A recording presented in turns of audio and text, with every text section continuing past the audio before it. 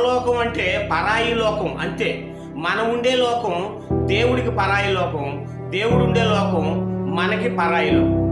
అంటే పరలోకం అని అర్థం. అంటే మనం ఉండే లోకం దేవుడికి ఏ లోకం అవుద్ది?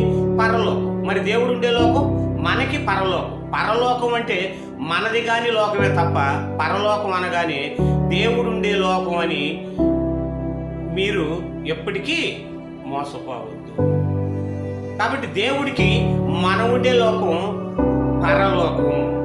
పరలోకం ఇది గుర్తుపెట్టుకోవాలి. ఎవడైనా దేవునికి జ్ఞానము నేర్పలేడు. మరి పరలోక నివాసులకు ఆయన తీర్పు తీర్చును కదా అన్నాడు. అంటే పరలోక నివాసులు అంటే దేవుడుండే లోక నివాసులకి ఆయన తీర్పు తీర్చేది. దేవుడుండే లోకంలో పాపులు ఉంటారా? ఏమండి, దేవుడుండే లోకంలో పాపులు ఉంటారా? పాపం చేసింది ఎవరు? మనుషులు. మరి తీర్పు ఎవరికి? మనుషులకి.